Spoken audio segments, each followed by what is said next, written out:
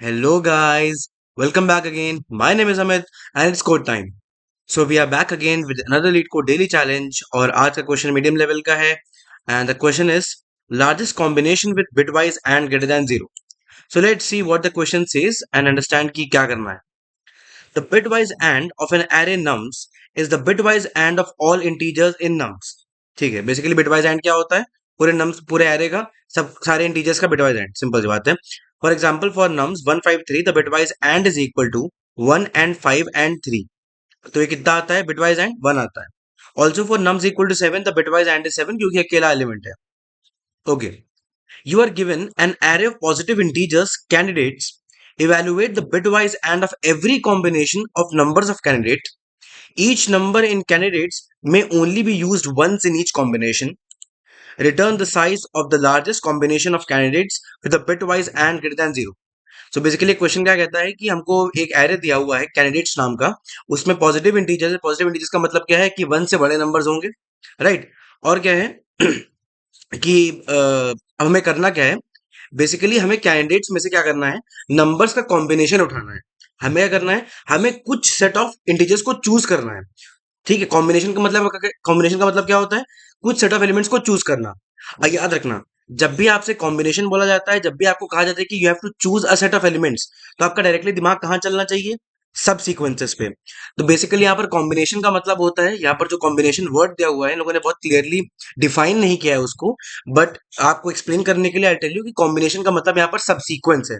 सब सीक्वेंस में क्या होता है कि जितने भी पॉसिबल आप कॉम्बिनेशन होते हैं वो उसमें अपने आप इंक्लूड हो जाते हैं. That's why combination, wherever combination is it generally means कि सब सीक्वेंस की बात हो रही है. ठीक है, इट जनरली मीन्स.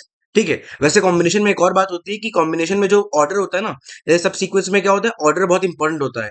जो एलिमेंट पहले आया वो पहले ही आना चाहिए. ठीक है, कॉम्बिनेशन में वो चीज हट जाती है. कॉम्बिनेशन में बेसिकली क्या होती है कि भाई जो नंबर बाद में है वो पहले भी आ सकता है. तो combination is actually a broader term, but यहाँ पर एरे दिया हुआ है और अपने क्वेश्चन को समझने के लिए, उसको ईजी करने के लिए हम उसका क्या कहते हैं, कॉम्बिनेशन को सब सीक्वेंस के फॉर्म में ही लेंगे. ठीक है, क्यों, ये मैं ऐसा क्यों कह रहा हूँ, बेसिकली नंबर्स के ऊपर क्वेश्चन है, इसलिए आप चाहें तो कॉम्बिनेशन लो, चाहे तो आप सब सीक्वेंस लो, बात सेम पड़ने वाली है. अगर आप 153 की जगह 351 लोगे तब भी बिटवाइज एंड सेम ही आएगा, अगर 513 लोगे तब भी बिटवाइज एंड सेम ही आएगा. तो कॉम्बिनेशन और सब सीक्वेंस में कोई डिफरेंस नहीं है, बल्कि सब सीक्वेंस जो होंगे वो कम होंगे एक्चुअली कॉम्बिनेशन के मुकाबले. So we'll talk about only subsequences. ठीक है, अब क्या कहते हैं, आप जितने भी सब सीक्वेंस पॉसिबल हैं उसमें उनको सब सीक्वेंस को उठाओ, उनका बिटवाइज एंड कैलकुलेट करो, उनका बिटवाइज एंड कैलकुलेट करो, और आपको ये बताना है कि व्हाट इज द बिगेस्ट सब सीक्वेंस जिसका बिटवाइज एंड जीरो नहीं है. ठीक है, बेसिकली यहां पर आपको क्या मैक्सिमाइज करना है, लेंथ ऑफ सब सीक्वेंस मैक्सिमाइज करना है. आपको बड़े से बड़ा सब सीक्वेंस चूज करना है सच दैट उस सीक्वेंस में जितने भी आपने नंबर चूज किए हैं उन सब का बिटवाइज एंड जीरो से बड़ा होना चाहिए. It should not be zero, it should not be zero. ठीक है, तो ये हमको कहना है. दैट इज बाय यहाँ पर लिखा हुआ है क्या, return the size of the largest combination of candidates with bitwise and greater than zero. तो सबसे पहले क्या करना है, कॉम्बिनेशन चूज करने हैं, उस कॉम्बिनेशन का देखना है कि बिटवाइज एंड जीरो से बड़ा होना चाहिए, जीरो नहीं होना चाहिए. अगर बिटवाइज एंड जीरो से बड़ा है तब हमें देखना है कि भाई मैक्सिमम लेंथ कितनी पॉसिबल है. मतलब हम क्या करेंगे, बेसिकली लेंथ को मैक्सिमाइज अपडेट करते रहेंगे कि मैक्सिमम लेंथ अभी तक हमको क्या मिली है. ठीक है, let's go to test cases. The first test cases 16, 17, 71, 62, 12, 24, 14. अच्छा, अब इसको जरा समझ के देखते हैं. अगर कॉम्बिनेशन लेने 16, 17, 62 और 24 has a bitwise end of what, 16. बोला गया अगर हम इन चारों नंबर्स का बिटवाइज एंड ले लें तो 16 आएगा. अच्छा, मैं आपको एक बार करके भी दिखा देता हूँ. जैसे 16 जो होता है, हमारे पास क्या नंबर है, 16 हो गया, 17 हो गया, और क्या हो गया, और क्या लिया है, 62 और 24. 62 और 24. तो अच्छा, क्या कहते हैं, इसका बाइनरी प्रेजेंटेशन क्या होगा, 16 का होगा 1 0 0 0, ये 4 बार 0 आएगा, राइट. उसके बाद 17 क्या होगा, 17 जस्ट इसी में आगे एक और जोड़ दो. ठीक है, अब 62 पे जाओगे तो क्या, 64 -2 ऐसे कुछ बड़ा सा बनेगा. तो उसका बाइनरी प्रेजेंटेशन हम लिखते हैं. पहले 24 का बाइनरी प्रेजेंटेशन क्या होता है, 24 is what, 24 is 24 is what, 8. 24 can be broken down into what, 16 plus 8, right. 16 plus 8 is 24, correct. तो क्या होगा, 24 क्या बन जाएगा, ये बन जाएगा 1 1 0 0 0. अब आता है 62 का बाइनरी। 62 का बाइनरी क्या होता है बेसिकली? ये हो जाएगा आपका क्या, 62 इज व्हाट, 32 प्लस क्या, प्लस अगर 16 कर दिया जाए, प्लस 8 कर दिया जाए, उसके बाद 2 कर दो, 4 कर दो, और 1 कर दो, और 2 कर दो। अगर आप इन सबको ऐड करोगे तो you will see that you will get 62, क्योंकि अगर आप 1 और यहाँ पर ऐड कर दोगे, देख लेते हैं, 32 प्लस 16 कितना हो गया, कितना हो गया, 48 हो गया, 48 प्लस 8 56, 56 प्लस 4 60, 60 प्लस 2 62। तो बेसिकली यहाँ पर ये क्या बन जाएगा, इसको यहाँ पर जीरो जीरो ऐड कर देते हैं आगे सबके, जीरो लगा दिया, यहाँ पर जीरो लगा दिया, और 62 के लिखते हैं, 62 क्या बनेगा यहाँ पर, वो बनेगा 1 1 1 1 1 0, ये बनेगा। तो हमारे पास बेसिकली ये चार बिटवाइज नंबर्स हैं, ये हैं हमारे नंबर्स। अब बिटवाइज एंड आपको अगर नहीं पता है, किसी को अगर नहीं पता है तो नॉट अ प्रॉब्लम, हम पहले देखते हैं कि बिटवाइज एंड बेसिकली लिया क्या जाता है।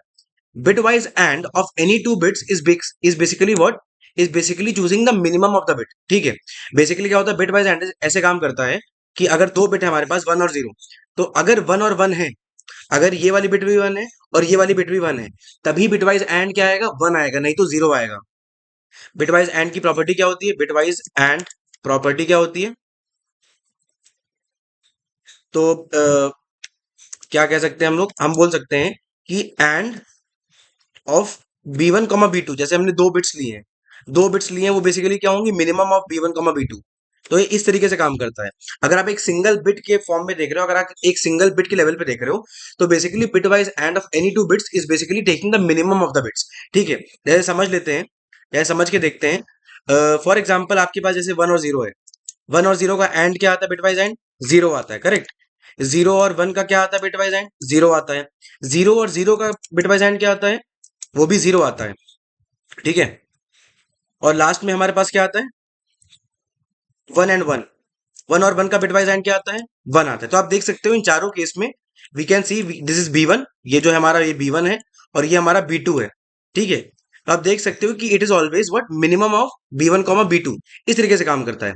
अब अगर हम जब इसको पूरे नंबर्स पे अप्लाई करते हैं, तो बेसिकली क्या है, हमें सारे नंबर्स के बीच में देखना है कि बिट जो है वो मिनिमम कौन सी है।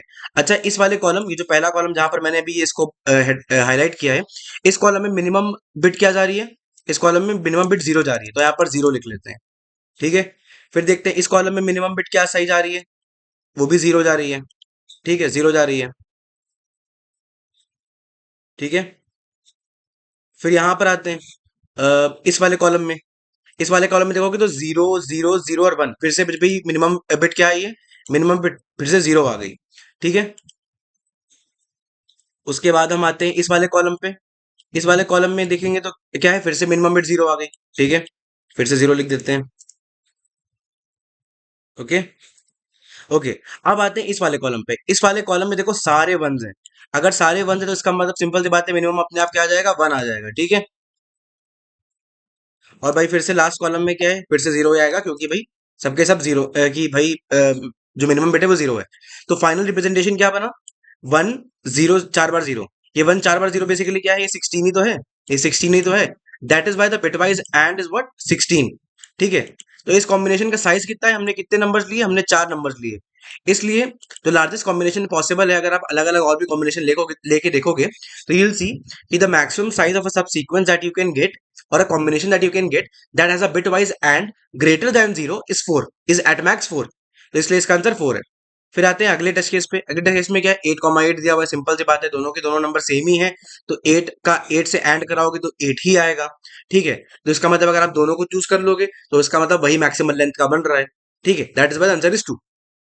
Let's go to the constraints. Constraints क्या है, the size of the candidates array ranges from 1 and goes up to 10 की power 5। तो 10 की power 5 एलिमेंट्स एट मैक्सिमम हो सकते हैं, and the values inside the candidates array can go up to 10 की power 7। तो बेसिकली मिनिमम वैल्यू 1 है and maximum value can go up to 10 की power 7। ठीक है, अच्छा अब एक चीज ध्यान दो, इन लोगों ने हमको कहा तो है कॉम्बिनेशन बनाने को, इन्होंने हमको कहा क्या है, कॉम्बिनेशन बनाओ और बेटा चेक करो सबके सब कि क्या मैक्सिमम तुम सब सीक्वेंस बना सकते हो जिसका बिटवाइज एंड ग्रेटर देन 0 है। पर कंस्ट्रेंट हमें नहीं दिए, कंस्ट्रेंट हमें वैसे नहीं दिए, बहुत तेज हो रहे हैं लोग। ठीक है, तो सबसे पहले समझते हैं कि भाई इसको फिर अप्रोच कैसे करना है। ठीक है, डिस्कस करते हैं। तो आई होप कि आपको ये तो समझ में आ गया होगा कि बिटवाइज एंड काम कैसे करता है। अच्छा, एक और चीज, बिटवाइज एंड की एक प्रॉपर्टी आपने यहाँ पर नोटिस करी होगी कि बिटवाइज एंड क्या करता है, हमेशा minimum of the bits choose करता है। करेक्ट, हमेशा minimum of the bits choose करता है। इसका मतलब जब भी आप एक सीक्वेंस का बिटवाइज एंड लेते हो ना, जब भी आप किसी सीक्वेंस का बिटवाइज एंड लेते हो, तो वो हमेशा पूरे सीक्वेंस का जो भी मिनिमम नंबर है उससे छोटा या उसके बराबर आएगा। तो बेसिकली पहला प्रॉपर्टी क्या है, पहला प्रॉपर्टी बिटवाइज एंड का क्या होता है, bitwise and bit and of a sequence A1 A2 A3 up to मान लो क्या AN, ठीक है, इज ऑलवेज लेस देन और equal to what, minimum value among all the numbers A1 A2 A3 और अप टू AN। ये पहली चीज है जो हमको ध्यान में रखनी चाहिए कि जो बिट वाइज एंड है ना, वो बेसिकली क्या है, वो एक डिक्रीजिंग फंक्शन है। आप जितने नंबर, पहली बात तो एक चीज क्या, कि बिटवाइज एंड जो होता है वो पूरे सीक्वेंस का जो आप लोगे, वो हमेशा जो मिनिमम वैल्यू है, हमेशा जो भी मिनिमम वैल्यू हमारे सीक्वेंस में है, ठीक है, उससे छोटी या उसके बराबर होगी हमेशा। आप चाहे देख लो, हमने यहाँ पर भी 16 17 16 24 लिया था, तो क्या हुआ, हमारा जो बिटवाइज एंड है वो 16 आया।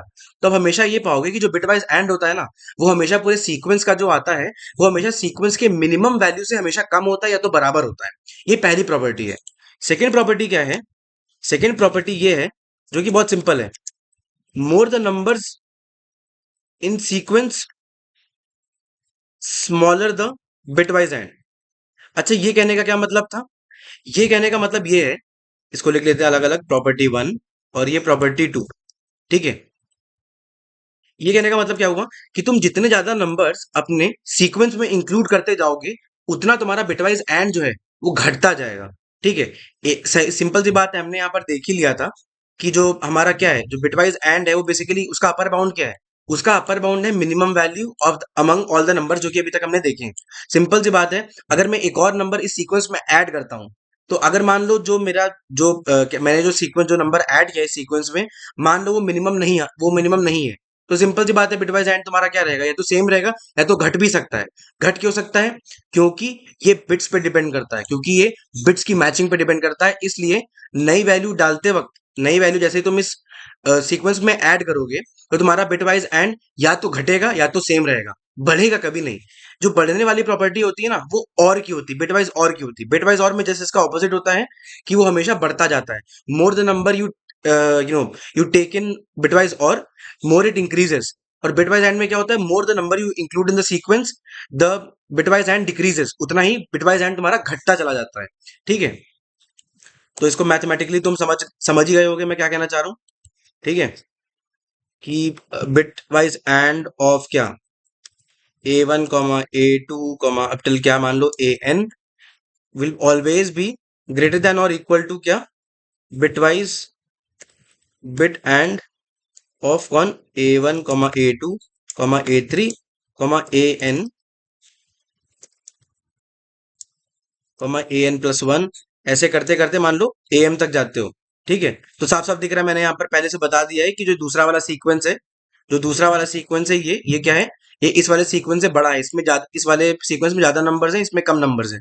तो जो बिट वाइज एंड मेरा छोटे सीक्वेंस का होगा ना, ठीक है, याद रखो मैंने नंबर चेंज नहीं किए, नंबर्स वही हैं।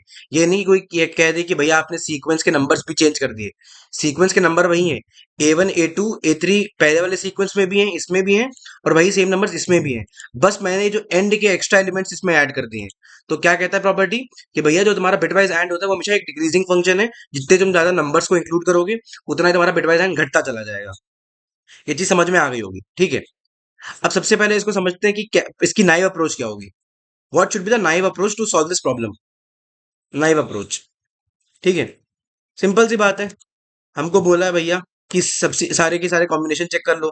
तो तो सिंपल सी बात है, मेक ऑल कॉम्बिनेशन, सारे कॉम्बिनेशन बना के देख लो, मेक ऑल कॉम्बिनेशंस। तो बेसिकली क्या करोगे, कॉम्बिनेशंस के लिए सब सीक्वेंस बनाओगे ना, ठीक है, सब sequence.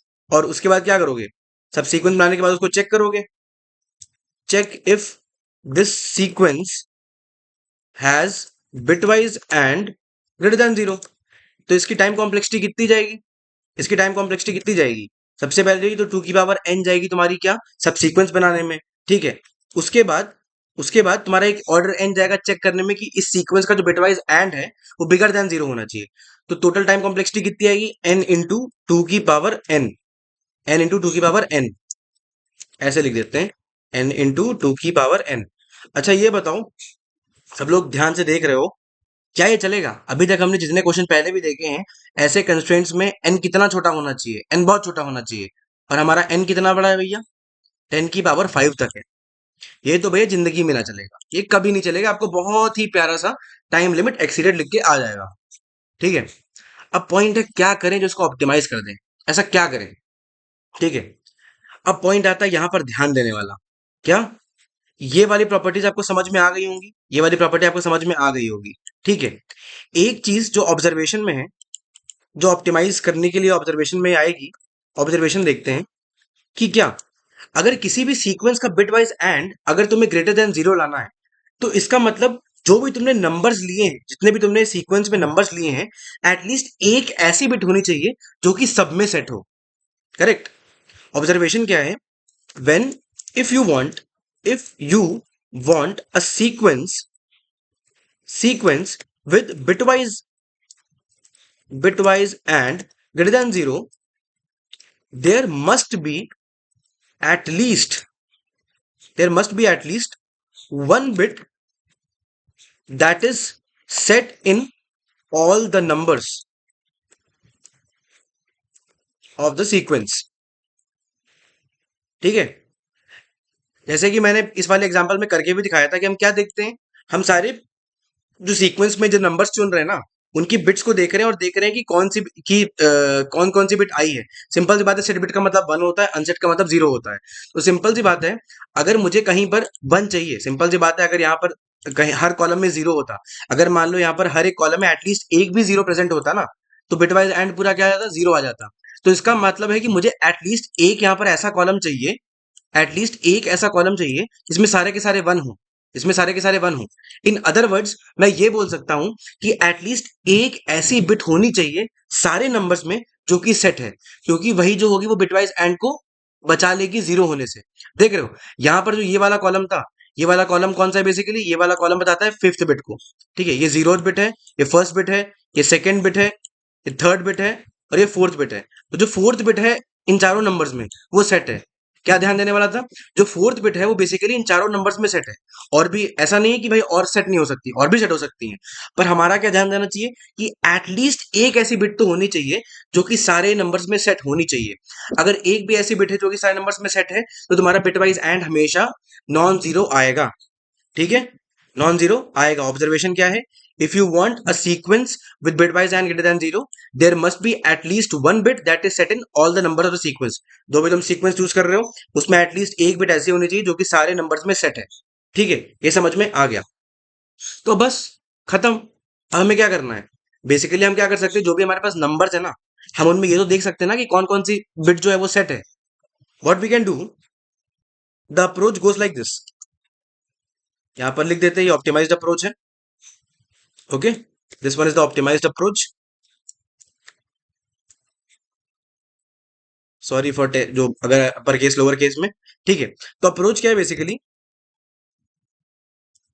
Check each number for the set bits. हर एक नंबर में चेक करो कि उसमें कौन कौन सी जो बिट्स हैं वो सेट है। ठीक है, हमको क्या करना है? बेसिकली हर एक नंबर में चेक करना है कि कौन कौन सी बिट सेट है। अब सबसे पहले तो ये देखते हैं कि जो नंबर्स की बिट्स है वो कहां से कहां तक जा सकती हैं। हमको बोला गया है हमारे जो नंबर्स है वो 10 की पावर 7 तक जा सकते हैं। 10 की पावर 7 तक जा सकते हैं। 10 की पावर 7 का अगर लॉग टू लोगे, अगर 10 की पावर 7 का लॉग टू लोगे, तो देखते हैं लॉग टू ऑफ 10 की पावर 7। 10 की पावर 7 करोगे तो कितना आएगा? It's around 23। 23 को अगर मान लो एक अपर बाउंड ले लेते हैं, 25 मान लू मैं, 25 मान सकता हूं मैं। ठीक है, तो मैं क्या कह सकता हूं? मैं ये बोल सकता हूं कि भाई 25 bits are more than enough to represent all the numbers from 1 to 10 की पावर 7। क्या लिखा हुआ है यहाँ पर? 23.25 आया है, तो सिंपल सी बात है, मैं एक अपर बाउंड ले रहा हूँ 25। आगे जब मैं इसको इंप्लीमेंट करूंगा, तो इंप्लीमेंट करते वक्त मैं इसको इसका अपर बाउंड 30 लूंगा। ठीक है, क्यों लूंगा वो भी मैं आपको समझा दूंगा। ठीक है, तो बेसिकली आप ये देख सकते हो कि जितने भी नंबर है 10 की पावर 7 तक, उनको आप 25 बिट्स में, 25 बिट्स में आराम से रिप्रेजेंट कर सकते हो। तो इसका मतलब मुझे यहाँ पर क्या है? सिर्फ 25 बिट्स चेक करनी है। क्या करनी है? हर एक नंबर के लिए कितनी बिट्स चेक करनी है? सिर्फ 25 बिट चेक करनी है। हर एक नंबर में चेक करना है कि उसकी कौन कौन सी बिट सेट है। सिंपल सी बात है, 25 बिट के ऊपर रिप्रेजेंटेशन लगना नहीं है, तो इसका मतलब हम सिर्फ 25 बिट चेक कर सकते हैं हमारे करंट नंबर की। ठीक है, तो हम क्या करेंगे, check each number for set bits. ठीक है, and use a counter array, use a counter array to count which all bits were set in current number. तो बेसिकली मैं क्या कह रहा हूं, मैं ऐसा कह रहा हूं कि तुम्हारे पास कोई भी नंबर x आया, तुमने एरे से कोई भी नंबर x उठाया, अब तुम्हें क्या बनाओगे, एक एरे बनाओगे। ये एरे क्या होगा, इसको हम नाम देते हैं बिट्स एरे। बिट्स एरे का साइज क्या होगा, बिट्स एरे का साइज होगा 31। 31 बेसिकली 30 होगा। ठीक है, मैं पहले से मैंने तुमसे कहा था कि मैं इंप्लीमेंट करते वक्त इसको to be on the safe side मैं क्या लूंगा, 30 लूंगा। ये क्यों बोला मैंने, बेसिकली इंट मैक्स की जो रेंज होती है ना, the maximum value that can be stored in int max is equal to what, 10 की पावर 9, जो कि मतलब 10 की पावर 9 से हल्का सा ऊपर भी जा सकते हो तुम। 2 की पावर 31 माइनस 1 जो होता है वो इंट मैक्स की लिमिट होती है। तो 2 की पावर 31 जब हम बोलते हैं ना, तो बेसिकली इससे हमें पता लग रहा है कि एट मैक्स हम 30 बिट्स का नंबर स्टोर करा सकते हैं। तो to be on the safe side की फालतू में ऐसा ना हो कि कोई बिट रह जाए हमसे, तो हम क्या ले लेंगे, 30 बिट से। जैसे 25 बिट है, वैसे ही 6 बिट और चेक कर लोगे या 4 बिट और चेक कर लोगे तो कोई फर्क नहीं पड़ रहा है। ठीक है, अगर हम 25 बिट्स के लिए चेक कर सकते हैं तो 5 बिट और are not going to make any huge difference, कि भैया बहुत ज्यादा इटरेशन बढ़ जाएंगे, सिर्फ 5 बिट्स और चेक करनी है।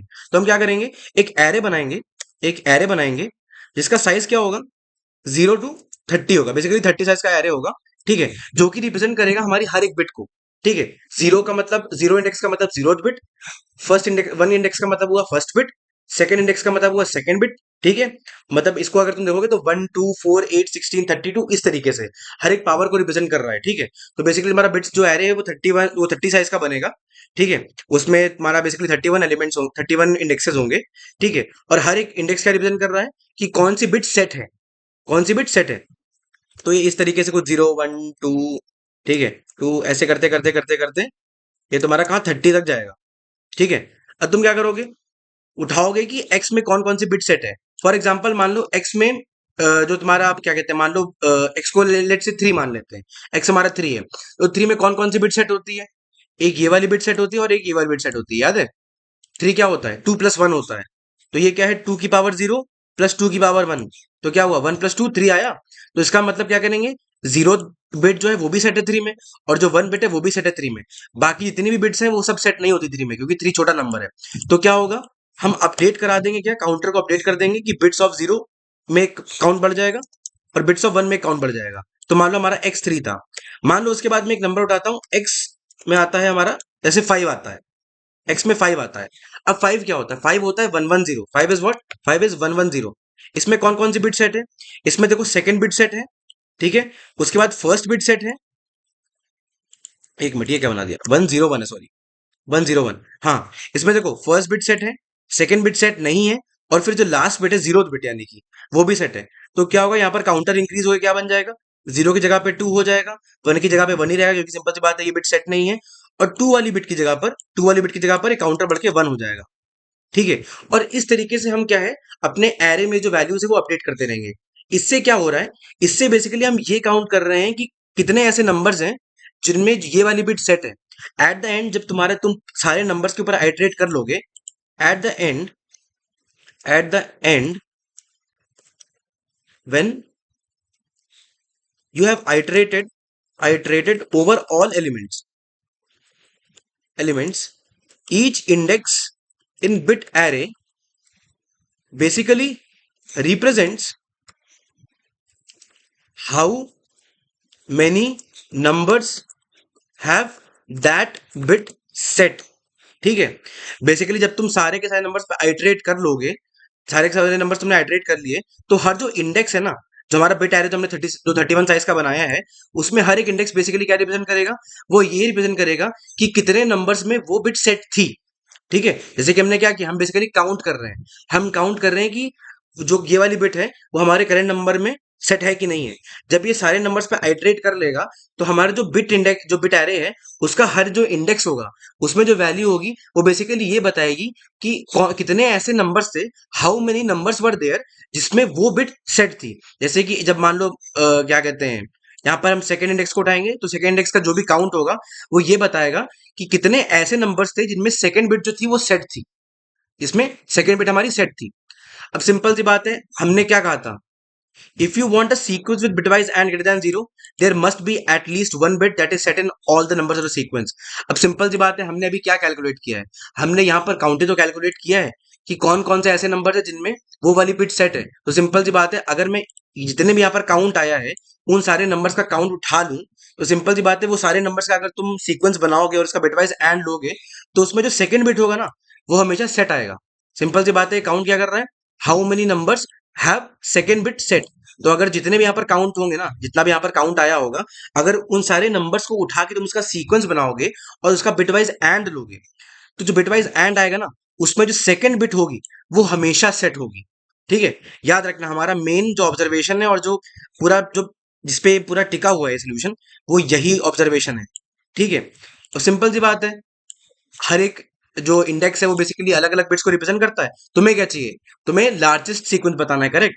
तो सिंपल सी बात है, तुम्हें काउंट मैक्सिमम देखना है। तो जो भी बिट एरे आएगा ना, बिट एरे में जो भी मैक्सिमम वैल्यू है वही तुमको रिटर्न करा देनी। सिंपल सी बात है, काउंट का मतलब जो है that represents the length of the sequence. कितने नंबर्स का मतलब है कि उस सीक्वेंस में कितने नंबर्स होंगे। तो सिंपल सी बात है, each value in bit array would represent a sequence, the length of a sequence. ठीक है, कि मान लो मैंने अगर फॉर एग्जांपल यहाँ पर कोई मान लो होता फोर्थ बिट। ठीक है, फोर्थ बिट की कुछ वैल्यू होती, बिट ऑफ फोर।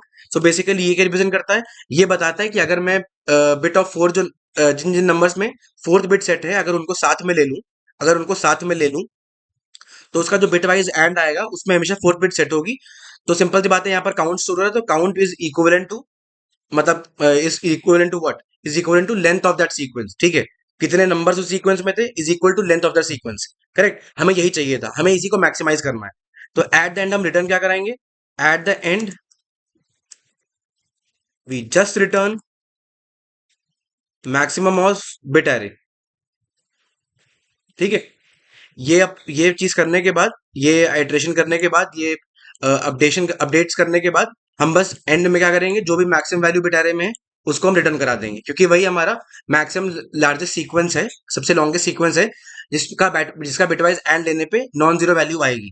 ठीक है, अगर आप ये समझ में आ गया होगा, let's try to implement this approach. ठीक है, यहाँ आते हैं सबसे पहले। ओके, आई होप सबको दिख रहा होगा, right?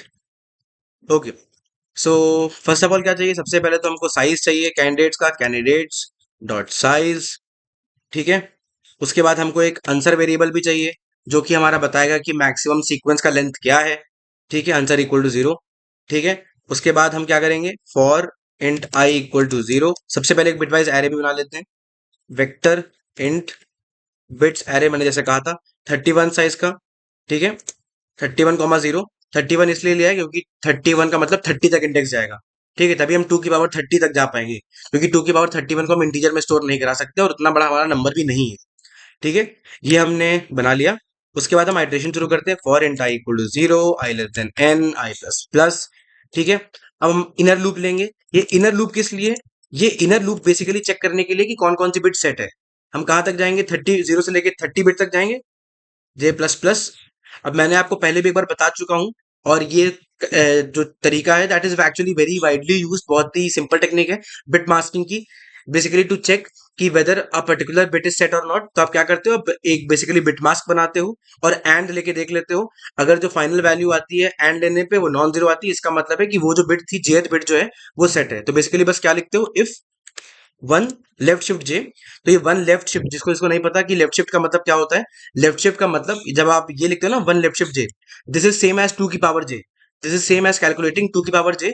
But the thing is, left shift operator जो होता है वो बहुत ही फास्ट होता है, इट इज वेरी फास्ट। ठीक है, उसमें बस शिफ्टिंग होती है बिट्स की।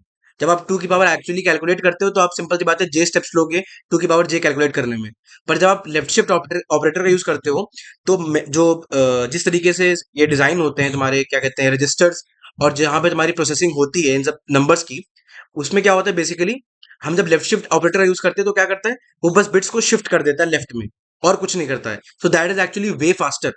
ठीक है, यहाँ पर क्या करना है? Bit mask and candidates of I. ये तो सिंपल समझ में आ गया होगा कि सिंपल सी बात है, अगर ये चीज जीरो आ जाएगी टोटल, ये पूरी चीज जो आएगी, अगर वो जीरो आ गई तो इसका मतलब क्या है? इसका मतलब कि जो jth बिट है वो मेरे ith नंबर में सेट नहीं है। अगर ये टोटल जो वैल्यू है वो अगर नॉन जीरो आई तो इसका मतलब क्या है कि जो मेरी jth बिट है ना वो क्या है, वो कैंडिडेट्स वाले नंबर में, कैंडिडेट्स ऑफ ith नंबर में सेट है। तो क्या करूंगा, बस bits of J plus plus, jth bit अगर सेट है तो भाई jth बिट का काउंट बढ़ा दो। ठीक है, फिर बाहर आते हैं। For int I equal to zero, i less than what 31, i plus plus, फिर आंसर इक्वल टू व्हाट, हमको मैक्सिमम वैल्यू लेनी है तो answer comma bits of i, और बस ये हमारा पूरा हो गया। इसको हल्का सा छोटा कर लेता हूं मैं। ठीक है, आई होप सबको समझ दिख रहा होगा ये। तो सबसे पहले क्या किया, पहले साइज लिया, उसके बाद बिट्स एरे बनाया, उसके बाद चेक किया कि हर एक नंबर में कौन कौन सी बिट सेट है। ठीक है, ये लूप चला लिया हमने। ये बाहर एन के लिए है, इसमें 31 साइज का एक 31 फिक्स लूप चला है, 31 आइटरेशन के लिए। बेसिकली हर एक जो जे की वैल्यू वो एक बिट को रिप्रेजेंट करती है। देखा कि जो जेथ बिट है वो हमारे करंट नंबर में सेट है कि नहीं है। अगर सेट है तो अपडेट कर दो उसका काउंट, अगर नहीं है तो भैया राम राम जी आगे बढ़ो। ठीक है, उसके बाद बाहर आते हैं लूप के। हमको क्या देखना है कि भाई मैक्सिमम काउंट हर एक इंडेक्स पे कितना है, हमें बस उसी को लेना है। हमने मैक्सिमम वैल्यू ले ली और उसको एंड में रिटर्न करा दिया। नाउ लेट्स ट्राई टू सी कि क्या ये अप्रोच काम भी करेगा कि नहीं करेगा। Let's try to run for sample test cases. ठीक है, आते हैं, रन करते हैं। Okay, so we can see that it passes the sample test cases. Let's try to run for all test cases.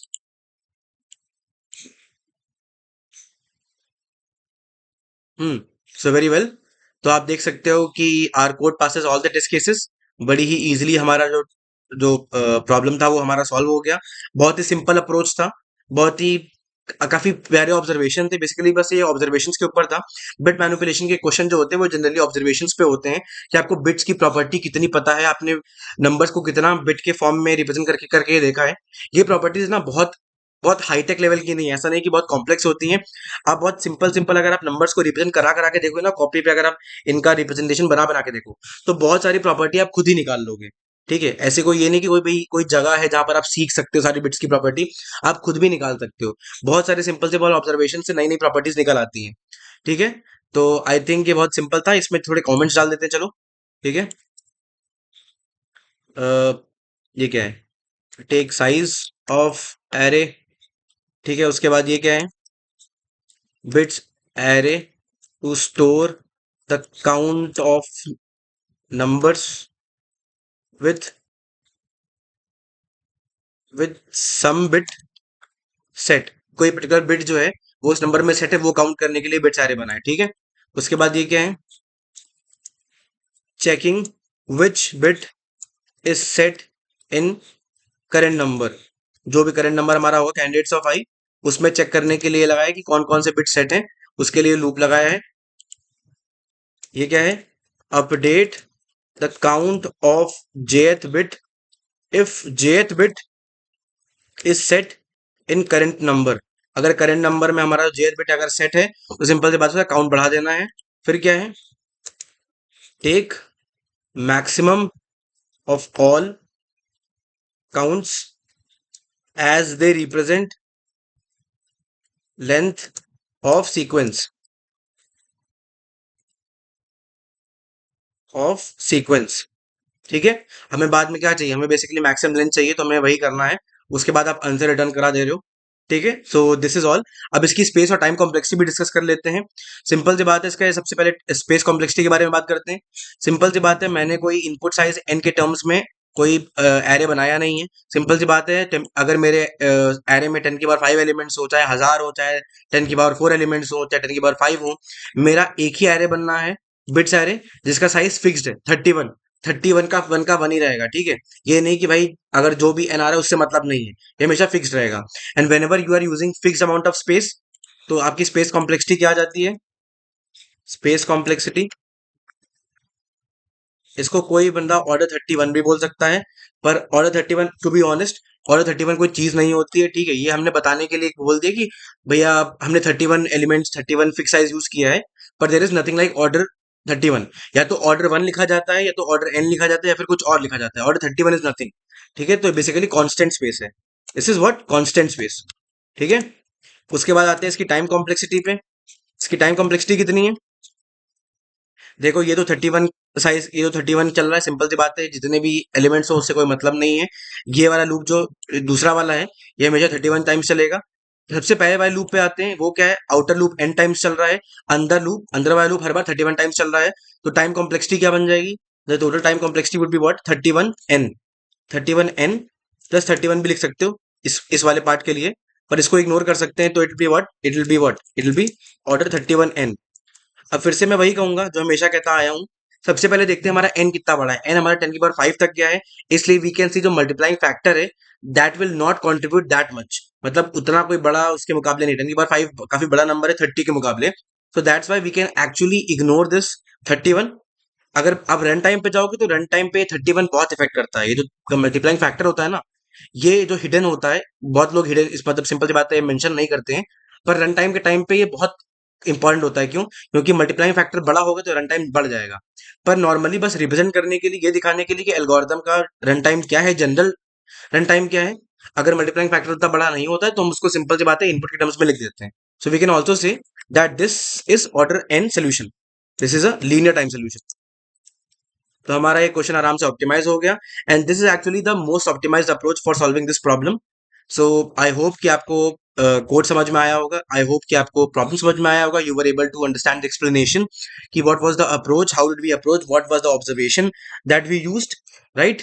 And if you like the explanation then do like, share, comment and subscribe.